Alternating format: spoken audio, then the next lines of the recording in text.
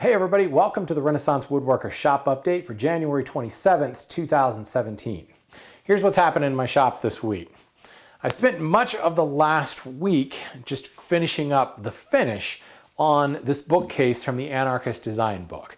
Unless you've been living under a rock, this is the one that I built streaming live. And, I wasn't able to do any of the finish live because who wants to see finish applied live? But I did a couple of kind of Facebook live posts where I showed you what I was working through, how I was applying the paint, some tips on the milk paint, as well as some tips on applying the Enduravar tinted finish that I use for the inside. And I got a comment that just made my day on Instagram, I think it was. It said that it looked like a boiled linseed oil finish on the inside, which is exactly what I was looking for. Now the question is, why didn't you just use boiled linseed oil? Well, because I wanted something that was a little bit more protective. It added a film finish, and boiled linseed oil just penetrates in and doesn't offer that much protection. Plus, I bought a gallon of Enduravar a while ago, and I don't know why I bought such a huge amount. So I really need to use that up before it loses its shelf life. So why not use Enduravar and a little bit of vintage maple trans tint dye to create this look? And really it was just trial and error. I added a couple of drops, applied it to the back of boards, and added another drop to just kind of get the tint right. And I'm very happy with how it came out. So I'm still waiting on my wrought nails. And granted, they're coming all the way from Germany, although technically they're French nails. So maybe they were shipped to Germany and then shipped back to me. Who knows? I guess they probably put them on a boat or something, and there's some guy in the middle of the Atlantic rowing them to me right now. Who knows? But I mean, really, the case is done. You don't have to have wrought nails.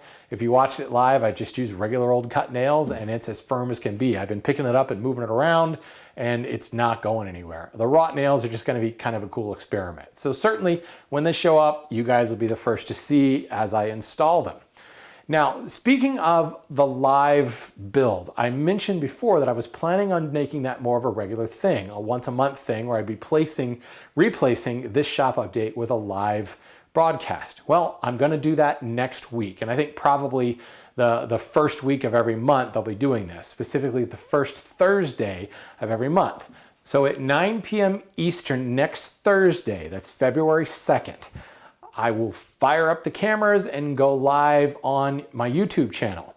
And what I'm planning on doing is talking a little bit about a tusk tenon, specifically a wedged through mortise and tenon. I got a question from a viewer, reader, listener, person who follows my stuff, and I figured I would go ahead and cut one live and answer any questions about it, and whatever time's left, just kind of answer whatever questions come our way. So I hope you can make it. If you're on my email list, you'll certainly be getting emails over the next week just reminding you where and when to show up.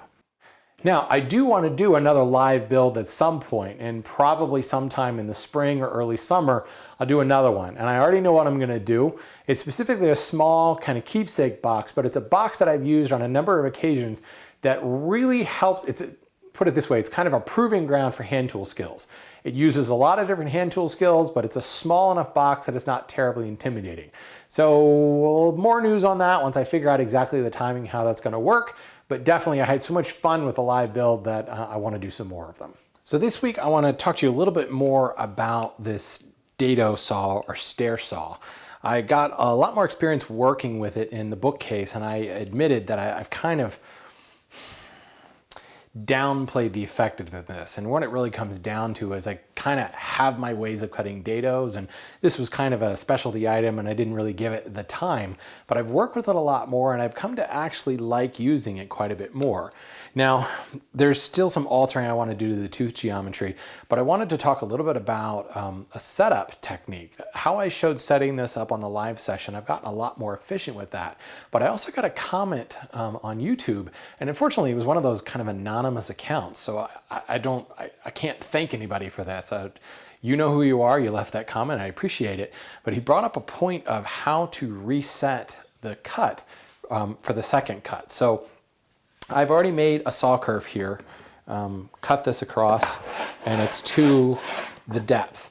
Now, what I need to do is cut the other side of the dado. So this mysterious YouTube commenter brought up the point where while the saw is in the curve, and if you've got your fence that you've got it set against, if you take your shelf board, we're going to call this our shelf board, and you set that against the saw, and then bring your fence around to the other side and lock it in place.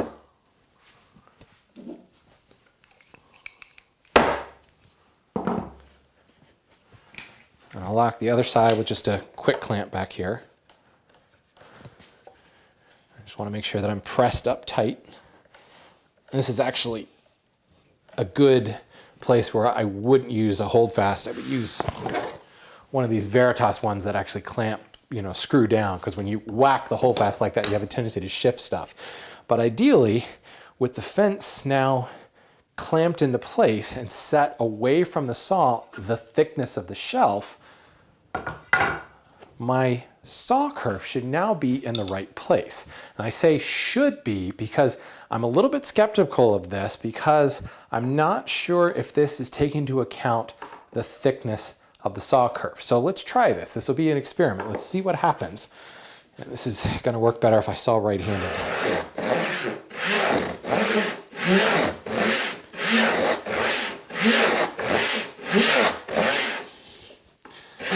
In theory, this sounds like it should work, but it's hard to say with a saw blade that's thin like this. Am I now splitting the line? Am I leaving the line? To me, it sounds like I would be leaving the line, and my dado may be a little bit wide.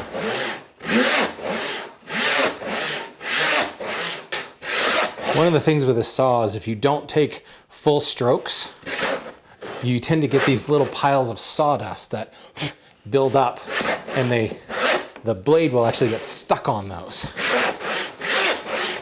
So you have to really concentrate on taking full length and clearing that sawdust out, or it can jam things up on you. I think I could probably fix that by increasing the rake of the first couple of teeth, like dramatically increasing the rake. Okay, so that was a real easy way of shifting that fence around. From dado wall to dado wall, I am now just a little under an inch, about 30 seconds, a little heavy of 30 seconds. And this piece, yeah, see, it's a little shy of 30 seconds. So if I were to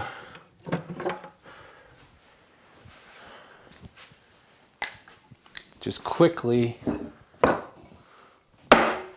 chop this out.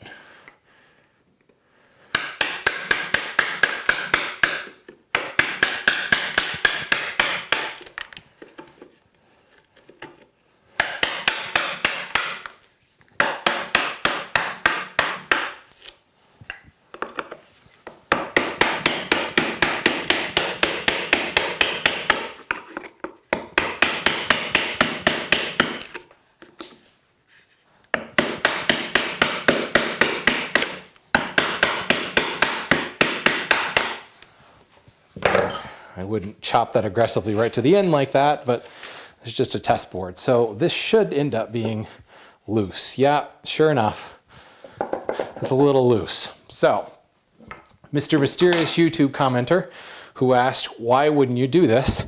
My suspicions are correct. Just shifting the fence over like that is going to shift the plane over, the saw plane over just enough so that the kerf, the saw blade, is actually sitting outside the line, and I would actually have to shift it in a little bit more. So technically, I could set the saw in the kerf like that, bring the fence up, set the new fence over top, and then know that I have to shift it in a little bit, but how much is a little bit? So I'm not exactly, it sounds like a great idea, and technically it's perfectly parallel, but I'm still going to end up with a dado that is too wide, and that's why that doesn't end up working. The best way to handle that is to cut that first kerf, set your shelf, kind of make that first class cut, set your shelf in that, come in, knife the other side of the shelf, and then you can make that first class cut that the blade will actually drop into and rest in that. Here, let's not talk about it. Let's do it. I'll show you what I'm talking about here.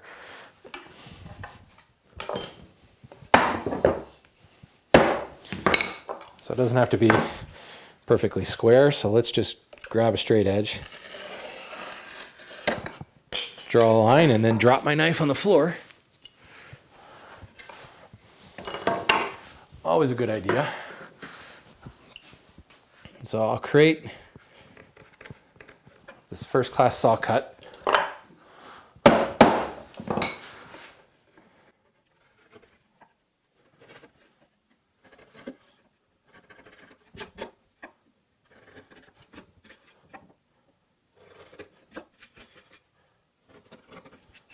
Okay, that's enough. I don't have to go all the way across the board.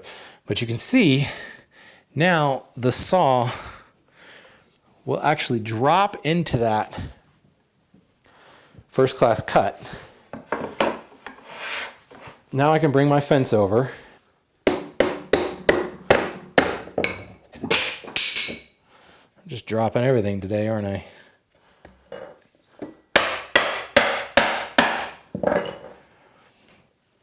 Now check my fence. My saw is still sitting in that kerf. And now I can come back